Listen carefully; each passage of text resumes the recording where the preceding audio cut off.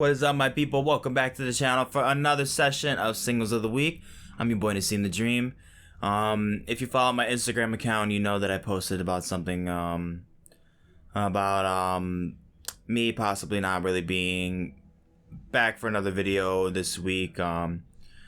After I wasn't really too discreet in my posts, but I had actually that same day I had to put down my dog that I had ever since I was 9 years old. His name was Simba. And you know, I knew his time was coming. He was 16 years old. He had a really, really long life and a great life. I hope he thought so as well. But I thought that I'd be able to handle it a little bit more better, being through that before, and for a long time fearing this day to come, not really knowing what it would do to me. But from a lot of growth, from a lot of other dark times that I've been through, I thought I'd really be prepared for this moment. And yeah, in the moment I just wasn't. And that's kind of what motivated me later to make that post. But as hard as it is to just continue on, especially this soon, but it's not better than me just sitting around moping in what feels like such an empty household now, and a dramatically different reality.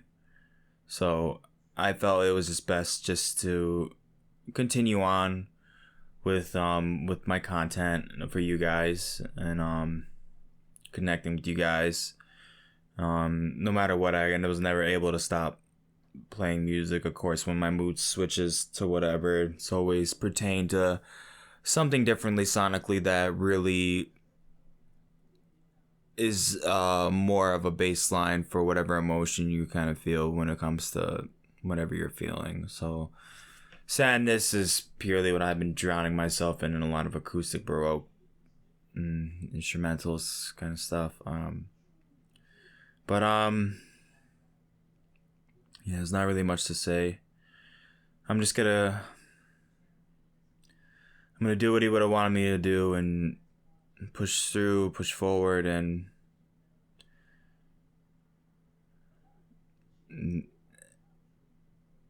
do what I said I would do. If you know me personally, and you know even a deeper reason of what Simba meant to me, thank you for your support. And even if you don't know, and you still follow along with the channel, thank you for your support as well. It means so much to me. It means everything to me. It makes me want to keep going, because I really feel like he's the reason why I have what I have today, and I'm just gonna continue to honor that. But without all the gloom and all the depressing stuff, I'm just gonna get right into it. Let's do it.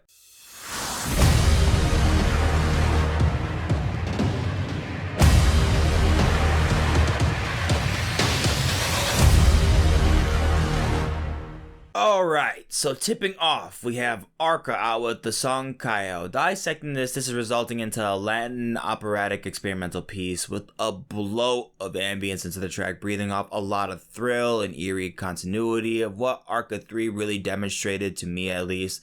Basically, you can think of it as a bonus track if you really want to, for that record in particular. I think it's cool. I think it's a bit unsettling, but in a really good way. I don't know, I think it's just another great demonstration of what Arca can really do when it comes to sound design and just Arca's craft. I'm liking it. Check it out. Next, we got Shelter by rappers Deca and Blu. Deca has a very impressive verse onto the instrumental, which, by the way, is oddly satisfying yet simple. It just feels so fresh and clean. I mean, it gives off a lot of that room for these guys just to really put in work. Blu also brings a great presence onto here as well. Honestly, this shit is fire. It's very soothing. I love to play it. I really enjoyed a lot of my listen on here. You should try it out. Next, we got a new IDK single. This one is called Taco. I'm feeling a lot of the throwback vibes into the instrumental for sure. It's pretty decent. I'm not really blown away from the performance though. There's not really enough emphasis or immaculately on here, and it kind of can feel a little bit boring and dull at a certain point. I'd say overall, the song is just kind of eh. Gracie Abrams is also out with some gloom pop. This one's called Block Me Out. It's pretty much an overthinker narrative if you really think about it, off another acoustic chord progression track followed by Gracie's displaying some emotional melodics. By the way, I never knew that Gracie Abrams was J.J. Abrams' daughter. Never knew that. Your dad did a lot of good for Star Nars. Little off topic, but much appreciated. It's definitely fitting to her aura, at least when it comes to what she's making on here. I think it's good. And ironically, I mean, it's somewhat fitting to my mood as of late, going through this grief. So, I don't know if that really builds up to why I more so enjoyed this track, but no, I think really just looking at it from just a very open mind, blank canvas perspective, I think it's good. I like it. Next up is another track from Floating Points. This one is called Grammar, making a more digestible progressive house tune this time around with some more supportive, soulful vocals, lightly backing up onto the track's back end. It's good work. Floating Points just, to me, feels like he could just do it all. He really feels like he could just do it all in electronic music based off the material that we've been getting from him so far. All that what I heard from him, which is a pretty decent amount at this point. And I think this will get the energy flowing. You should see for yourself. Then we also have a new song from Action Bronson. This one is called Subzero. Action is choosing some jazzy styles with the drums and just making some really funny remarks with the lyrics on here. I was pretty entertained from the comedy of it. But it also has a very unexpected alternative route into the last part of the song that almost feels sinister. It's weird. I don't know. I really don't know. It sounds cool though, but it is weird. But I like weird. Thumbs up. There's also some new Charlie Puth music. This one is called That's Hilarious. And I find it pretty tacky. I find it to be painfully tacky. The narrative mainly, but honestly the whole song into a tie. It has some likable moments, but to me, it's just tongue-in-cheek in a pretty cringy way. The writing isn't great either. This is just a no for me. This is a certain no. Do what you will with this one. Wifi's Funeral also has a new track out. This one is called Hero to Zero, Zero to Hero.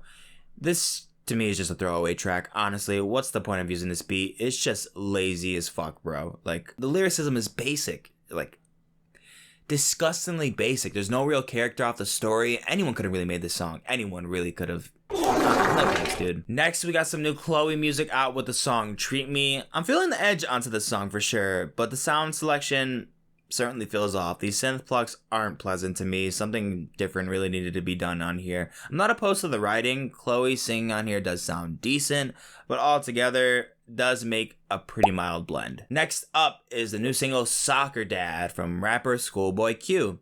And Q is laying down some serious bars, my guy, all over on here with some royal horn sections, drums, and 808s. Together creates excellence. Instantly feels the raw talent after bar for bar. Bro, this shit was low-key dummy hard. Like, this is like probably one of the biggest sleepers for hip-hop music to come out this week. I like it a lot. I think it's hard. We also got some new Maggie Rogers. This one's called That's Where I Am. It's going off our little rock pop ballad with some slight electro twists. And mainly with the guitars, I should mention on there, mainly with the guitar processing. But I think it's pretty basic. Not really much of a takeaway from me personally. I could see a lot of fans really personally enjoying the song. But I don't know. I was very bored with the mix, to be honest. It just doesn't really sound off from a very different Maggie Rogers tune. But I don't know. Like I said, fans will probably enjoy it. I was just kind of bored with it. Next, we got some new John Legends called Free. This is a piano ballad with some very powerful, soulful singing on here from John. This is beautiful, wonderfully displayed of emotion to the melodics in here. It's very touching. I really, really like this one. It's beautiful, man. All right, we got a big single out from Pusha T. This one features Jay-Z and Pharrell. It's called Neck and Wrist. This track, plain and simple, it's flawless, dude. The verses are great from Push and Jay. It's a catchy swing onto the hook too from Pharrell as well. I will mention that Pharrell had a very, very catchy hook on here. The production touches on this beat feel retro with a modern finish to the body. Yeah, I mean, as expected, this is just a hot track. It's a hot track. You really can't go wrong with this kind of mixture on here, dude. I just suggest you should give it a shot. Osuna has a single out with Boza, and this formula is just really getting old, dude. Like, sadly, it's starting to not really being able to be tolerated, to be honest. Like, even with Osuna singing. I don't know, dude. I can't even say that fans will really care for this one. I'd be kind of shocked if they were still tolerating this kind of shit. But, it's just too predictable. Like, the whole formula of the song structure is continuously predictable, and I'm just tired of it, dude. This one. Next up is English artist Bia featuring rapper J. Cole on London. Bia is spreading some flames onto the board on this one. Cole has got me steezing with the funny remarks while he's doing a little English accent into it too. It's pretty funny. It's funny as hell, but the song is dope as fuck. I'm really loving it. It's a banger, tight bars, great flows, nice instrumental. Check it. And then next we have a new Monica Martin song. This one is called Hard to Explain, and Monica is sounding lovely on here. The instrumental is fantastic. The plucks are just so clean and plucky. But goodness, man, like, well done on the finish onto this track leading up to the very big moments on the song. They come off very strong, very gorgeous. I think this is great. It does require some patience, I will say that, but it comes with a reward, dude. It comes with a reward. Also, some new house music coming in from Armin van Buuren. This is sounding very fresh, clean, upbeat. Not much variance though, or distinction if you really want to add that in compared to this other house pop tunes that he's made. I guess I could say like this is like tolerable, it's decent, and I could tolerate it in a live setting. I'd be like, okay, this is cool, but like as a track isolated on its own, it's like, yeah, you're not really divide and conquering compared to the other house artists making pop music. It's just, I don't know. Mid. There's also this big collab project with Wiz Khalifa, Big K.R.I.T, and Girl Talk, and this song I am reviewing is called Revenge of the Cool with Big K.R.I.T, Smoke, DZA, and Girl Talk onto the song. It's some chill, standard smoker hip-hop jam, has a little hazy feeling to it. It's pretty laid back with some great performance on here too. I'm gonna definitely give this project a really good look.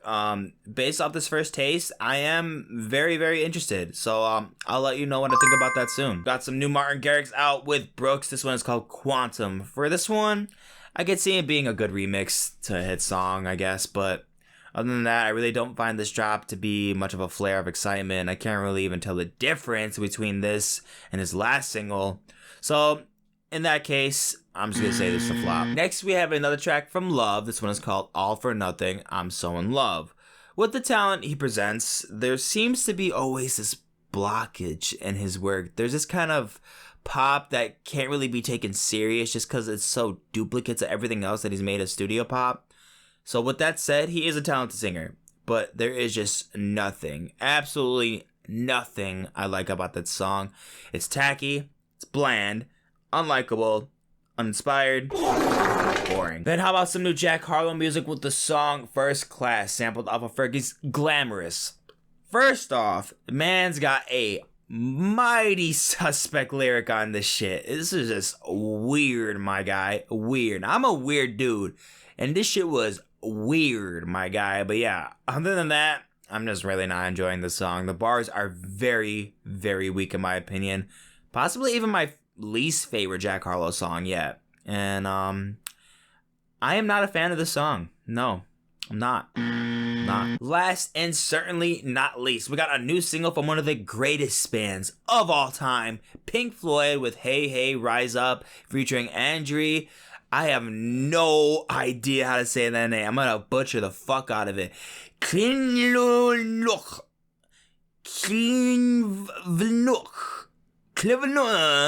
I'm gonna be honest. I was a little bit underwhelmed with the song.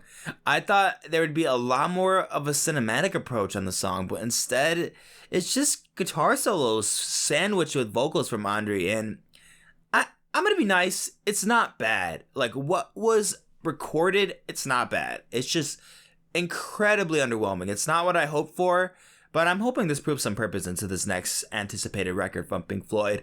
So I guess with that, we'll see. And that is it for this week's Singles of the Week, guys. Thank you so much for watching the video. If you enjoyed, go and like, share, and comment down below. And if you're not already, subscribe to the channel. Down in the description, you see all the links for the tracks that I discussed in this video, more videos, and also the links to my social media accounts, so you can keep them with me on the daily. And I'm gonna catch you in the next one.